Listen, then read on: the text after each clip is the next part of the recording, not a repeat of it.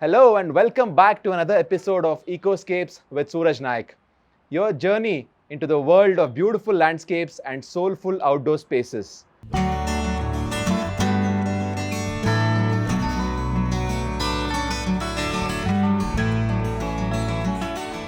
Now, before we dive in, take a moment and just imagine the scene behind me. The freshness, the calm, how fulfilling it is to be surrounded by nature. This garden where I'm recording today is one of my happy places. And it always reminds me of a question I get asked a lot. Have you ever walked into a beautifully designed resort and thought, wow, who created this magic? Or how do I get into a profession where I can build something like this? Well, if that sounds like you, then today's episode is for you. Whether you're a student, a creative thinker, or just someone who's fallen in love with outdoor spaces, I am breaking it down all today. What it really takes to get into the landscaping profession, the skills, the mindset, and the passion behind the projects you admire. The one who's thinking, can I actually build a career in landscaping? The answer is 100% yes. But there's a journey to it, a wild, muddy, and a rewarding journey. So let's talk about how to start a landscaping business, what qualities you need, the risks involved, the patience it demands, and most importantly, why it's all worth it. First of all, you're welcome. You're choosing a path that's real, honest, and impactful. Because landscaping is not just about planting trees or laying lawns. It's about transforming empty, dull spaces into living, breathing experiences. It's about bringing joy to people's homes and bringing life back to the land. But to make this your career and more importantly your business, you'll need more than just love for plants. If you ask me what qualities you need, let's break it down for you. If you're serious about building a successful landscaping business, here are the 5 core qualities I believe you must have. First and foremost, you should have vision. You have to see things before they exist. You should be able to look at an empty plot and imagine a garden. That's your superpower. Your second core ability is your patience. Landscaping is not fast. Plants take time to grow. Clients take time to trust.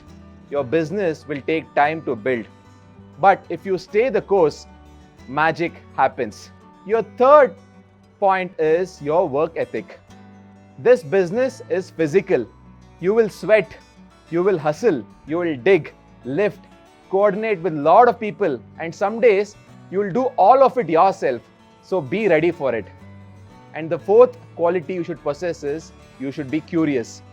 Keep learning about new materials, new designs, new tools, new plants, because nature evolves and so should you. And definitely you should have people skills. You'll work with labor teams, vendors, designers, clients, sometimes all at once. So you will learn to talk, listen, lead, and build trust. And if you ask me, are there any risks? Let's be real. It's not all about sunshine and butterflies. Starting any business has risk. Landscaping is no different. You will have seasonal slowdowns. Some months will be dry, literally and financially. You will have cash flow issues. Clients may delay payments. Materials cost more than you thought. And then you have weather surprises. Rain can wash out complete days of work. Also, you need to have team reliability. Finding skilled, committed workers definitely not an easy task. But here is the thing. If you prepare for all of these challenges and don't give up, you'll grow stronger with every single project. If you ask me why patience is everything, I'll tell you something honest.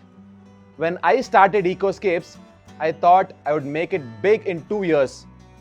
Reality, it took me 5 years just to stabilize. You have to build trust in the market. You have to deliver quality consistently. You have to learn from your mistakes, and believe me, you will make many mistakes. But here is what patience gives you. It gives you a brand, it gives you a reputation, and a loyal client base. That's how you can grow from a one-man show to a serious, big company. Let me tell you a story. Early on, I once took up a tiny backyard project, just about 400 odd square feet of lawn, but I treated it like $1 million job. The client loved the work so much, she recommended me to 4 more people, one of whom ended up giving us a commercial contract. That job led to a builder partnership, and builder gave us repeated orders, all from one small backyard lawn. So never underestimate a small job. Do every project like your name's on the line, because it is in real. Let me give you some tips if you're just starting out. Alright, let's get practical. If you're serious about entering this field of landscaping, start with small residential jobs. Even a single balcony garden can be a great portfolio builder. Document everything you do. Take a before and after photos, shoot reels, share your work on Instagram. And learn the basics: soil, drainage, plant care layout. You need all these things to build a beautiful garden. And find a mentor or a shadow landscaper for 3 to 6 months. Trust me, the learning is priceless. And definitely build a small but strong team.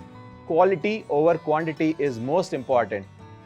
And always put ethics before profit. What makes it all worth it? If you ask me, I'll be very honest. There are days you're tired, you're stressed, even questioning your choices. But then, when you finish a site, you see the plants swaying, you see the family walk into their new garden and smile. And in that moment, you remember why you chose this path.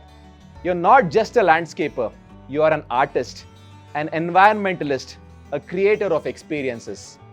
And that pride, that joy is what keeps you going. So to all you young guns thinking about stepping into the world of landscaping, just do it. Be bold, be kind, be patient, be confident. Learn from the soil like your plants grow. And one day, you'll look back and smile at how far you have come. This is Suraj, and you've been listening to Ecoscapes with Suraj Naik. If this episode gave you a nudge, share it with someone else who needs to hear it. Until next time, stay rooted and keep building beautiful things. Thank you for listening.